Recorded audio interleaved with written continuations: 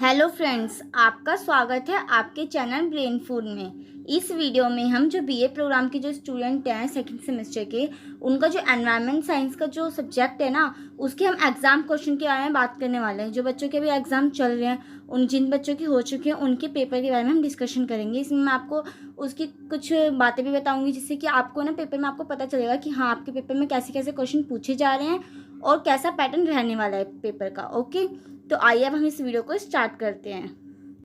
Video को start करने से पहले मैं आपको एक बात इम्पॉर्टेंट ज़रूर बताना चाहूँगी कि जब आप पेपर करने बैठते हैं ना, तो कभी भी आप पेपर में ना, आप बैठते समय ना पहले क्वेश्चन चेक कर लीजिए करें कि आपको कितने क्वेश्चन करने हैं। क्योंकि कई बच्चों की ना ये प्रॉब्लम होती है ना कि कई बच्चों के ना पेपर में ना 5 क्वेश्चन करने होते हैं और बच्चे सोचते हैं कि 4 ही क्वेश्चन करने हैं, 8 में से 4 करने हैं, तो वो 4 करके आ जाते हैं, एक क्वेश्चन उनका रह जाता है। तो इससे बहुत ज़्यादा प्रॉब्लम होती है आपके मार्क्स गेन करने में। तो इसलिए आप पहले कभी भी एग्ज़ाम सेंटर में जब एग्ज़ाम देने जाते हैं, तो कभी भी पहले question number of question check कर लीजिए करें कि कितने नंबर ऑफ़ क्वेश्चन करने हैं और वो कितने मार्क्स के हैं।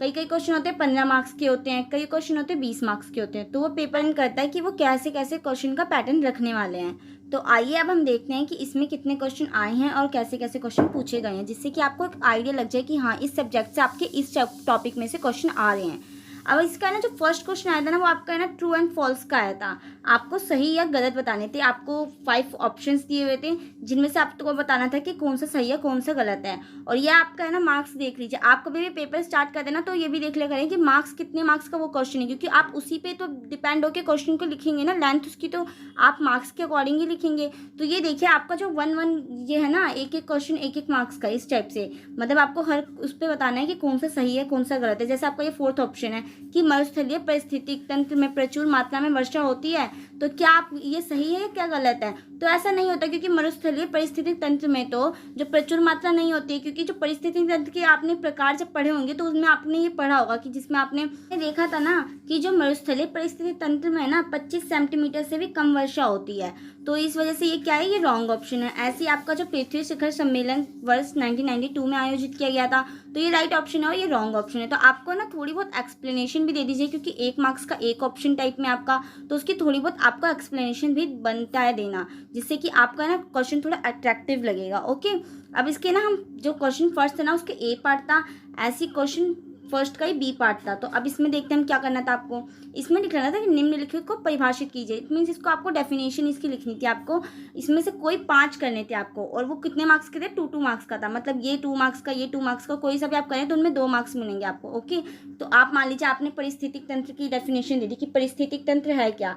अब आप जानते हैं परितंत्र हो गया, पारितंत्र हो गया, या आपका परिस्थितिक तंत्र हो गया, ये बात एक ही है। ये क्या तंत्र होता है, वह ये तंत्र होता है ना जिसमें ना समस्त जीवधारी जो होते हैं ना, आपस में क्या होते हैं, एक दूसरे के ऊपर वो होते हैं, डिपेंडेबल होते हैं, एक दूसरे के साथ परस्पर क्रिया कर रहे होते हैं। जो अजैविक घटक होते हैं, जो जैविक घटक होते हैं, आपको पता होगा जैविक और अजैविक क्या है। जैविक होते हैं जो वो सजीव होते हैं, और जो अजैविक होते हैं वो निर्जीव होते हैं। तो यही इसके बारे में आपको उसकी डेफिनेशन देनी थी, और डेफिनेशन के साथ है ना कभी भी आप थोड़ा एग्जाम्पल देकर डेफिनेशन देंगे तो वो ज़्यादा अट्रैक्टिव है। ओके, नेक्स्ट आपका अम्ल वर्षा एसिड रेन के बारे में आपको बताना। आपको ये आप बचपन से पढ़ते भी आ रहे हैं, तो आपको ये बहुत अच्छे से पता होगा। इनमें कोई ज़्यादा डिफिकल्ट सब्जेक्ट नहीं होता, ये बहुत आपके बेसिक नॉलेज पर डिपेंड करता है, क्योंकि आपने स्टार्टिंग से ये चीज़ें पढ़ रखी हैं।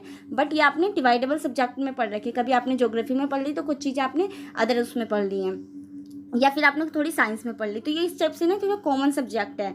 तो इसमें ई कचरा के ऊपर आपको पता नहीं, या प्राकृतिक वास का नुकसान, या भूमि अवक्रमण के बारे में, और जैविक ऑक्सीजन की मांग, और जीवमंडल के बारे में। इसमें मैंने आपको ना जो आपका यूनिट फर्स्ट है, मैंने आपको वो अपलोड कर रखी है चैनल पे, उसमें मैंने आपको जीवमंडल के बारे में भी बता रखा है, जिसमें आपको मैंने 4 मंडल कराए थे, जलमंडल, जीवमंडल, स्थलमंडल और वायुमंडल। तो इनमें मैंने आपको जीवमंडल के बारे में भी बताया था। तो वही इसकी आपको डेफिनेशन लिखनी है। और ये क्वेश्चन आपका 2 मार्क्स का, मतलब ये क्वेश्चन आपने करा तो 2 मार्क्स मिलेंगे, ये किया तो 2 मार्क्स मिलेंगे, ये किया तो 2 मार्क्स मिलेंगे। ऐसे करके आपको 5 करने हैं, जिससे कि आपके पूरे टोटल मार्क्स कितने बन जाए, 10 मार्क्स बन जाएंगे। ओके, नेक्स्ट क्वेश्चन है क्वेश्चन 2।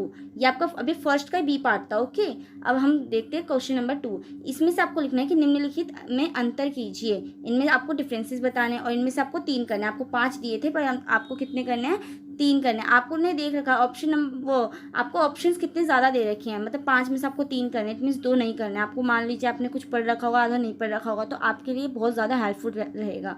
तो जैसे इसमें लिख रखा है जलीय परिस्थिति तंत्र और स्थलीय परिस्थितिक तंत्र, तो इनमें आपको डिफरेंसेस बताने हैं कि जलीय परिस्थितिक तंत्र क्या है और स्थलीय परिस्थितिक तंत्र क्या है। आपने जब परिस्थितिक तंत्र इट मीन्स पाई तंत्र का जो चैप्टर यूनिट सेकंड है उसको पढ़ा होगा, तो उसके प्रकार में आपने जरूर पढ़ा होगा। इसके पाई तंत्र के प्रकार में ही है जलीय परिस्थितिक तंत्र और स्थलीय परिस्थितिक तंत्र, तो इसमें आपको डिफरेंसेस बताना है।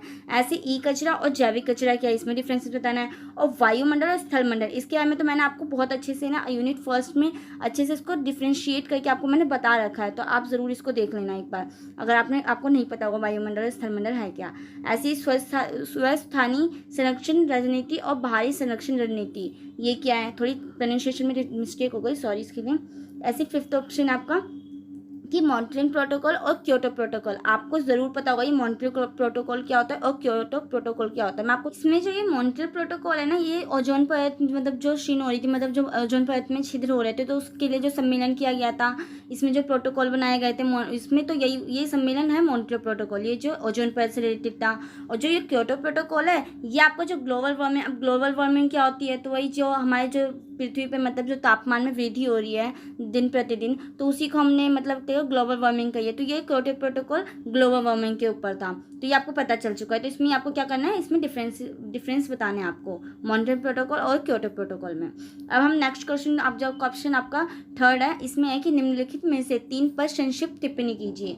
इट मीन्स ये आपको इसमें किसी 3 को करना है, और वो आपके एक क्वेश्चन कितने मार्क्स का है, 5 मार्क्स का, ओके, टोटल मिलाकर 15 मार्क्स है। तो इसमें आपको बताना है कि लैंड किस और पर्यावरण पर उनका प्रभाव। सेकंड आपका वन परिस्थिति तंत्र द्वारा प्रदान की जाने वाली वस्तुएं एवं सेवाएं।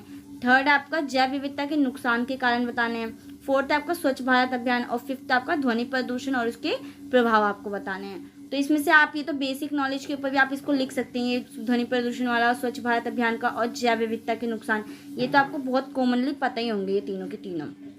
क्वेश्चन फोर्थ है आपका, इसमें भी आपको 2 पार्ट में डिवाइडेबल करके क्वेश्चन दिए गए हैं। ये सबसे बेस्ट चीज़ है इस पेपर में कि आपको ना बहुत मतलब ऑप्शन में दे रहा है डिवाइडेबल करके, जिससे कि ना आपको ये नहीं कि एक बार में आपको 20 मार्क्स का पूरा एक लेंथ वाइज क्वेश्चन लिखना है, तो जिससे कि ना आप सोचने में भी सही रहेगा, और आपको डिवाइडेबल करके दिया गया है ना, तो ये आपके लिए बेटर है, क्योंकि ये बहुत अच्छा आपको ऑप्शन दे दिया गया है, जिससे कि ना आप आराम से इसको लिख पाएंगे। क्वेश्चन इसमें फोर्थ का कहा है कि जलवायु परिवर्तन सतत विकास के लिए एक वैश्विक चुनौती है, उदाहरण सहित चर्चा कीजिए। आपको पता है सतत विकास क्या है? सतत विकास होता है ना कि जब मान लो हम अपनी संसाधनों का भी यूज़ कर रहे हैं, परंतु हम संसाधनों का इस प्रकार प्रयोग करें ना, जिससे कि जो हमारी भविष्य वाली जो भावी पीढ़ियाँ हैं, जो हमारी आने वाली जो पीढ़ियाँ हैं, वो भी क्या कर सके, उन चीज़ों का यूज़ कर सके और अपना विकास कर सके। तो यही होता है सतत विकास की प्रक्रिया। ये नहीं कि जो हम यूज़ कर रहे हैं वो आने वाली जो हमारी पीढ़ी है वो यूज़ ही ना कर पाए, तो उससे क्या होगा, एक तरीके से अब कोयला है, कोयला का हम अत्यधिक यूज़ करने लग जाएंगे आज के टाइम पे, तो कोयला तो समाप्त हो जाएगा, क्योंकि उसको बनने में तो बहुत टाइम पीरियड चाहिए होता है, उसको दोबारा बनने के लिए बहुत ज़्यादा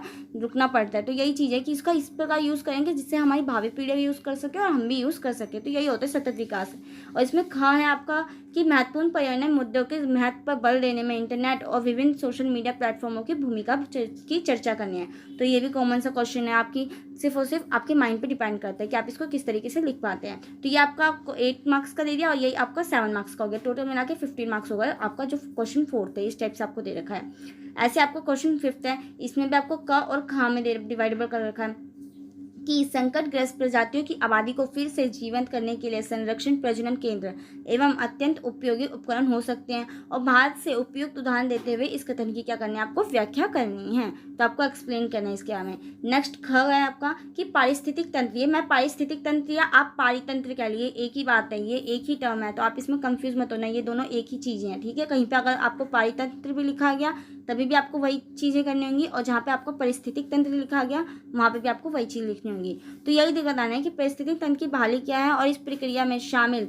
विभिन्न दृष्टिकोण और चरणों का उल्लेख करें। दिल्ली से पुनः स्थापित परितंत्रों का भी उदाहरण आपको देना है, आपको एग्जाम्पल देके इसको बताना है। क्वेश्चन 6 है आपका कि भारत ने यूनाइटेड किंगडम के ग्लासगो में आयोजित COP26 UNFCCC, इसकी फुल फॉर्म आप ज़रूर देखना। आप इसमें मुझे कमेंट सेक्शन में कमेंट करके ज़रूर बताना। इसका 2070 तक नेट शून्य उत्सर्जन प्राप्त करने के लक्ष्य की घोषणा की गई और इस लक्ष्य को प्राप्त करने में विभिन्न वैकल्पिक ऊर्जा संसाधनों की भूमिका की आपको चर्चा करनी है। ये आपको 15 मार्क्स का है।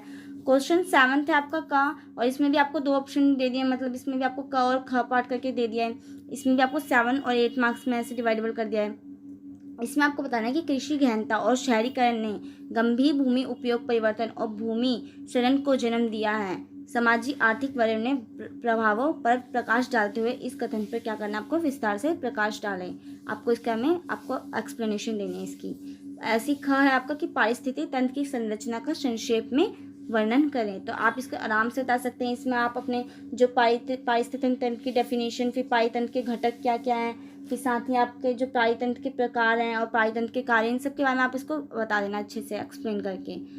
क्वेश्चन 8 में आपका क और ख है कि भारत में वायु और जल प्रदूषण को विनियमित करने में संदर्भ में केंद्रीय प्रदूषण नियंत्रण बोर्ड CPCB की भूमिका पर चर्चा करना है आपको। और नेक्स्ट ख है आपका कि खनन के विभिन्न पर्यावरण और स्वास्थ्य प्रभावों पर चर्चा करें। तो ये आपका आज के जो क्वेश्चन आए थे बच्चों के, उनके क्वेश्चंस मैंने आपको बता दिए कि किस टाइप से आपको एक तरीके से इसमें करना था और क्या आपको नोटिस करके चलना है।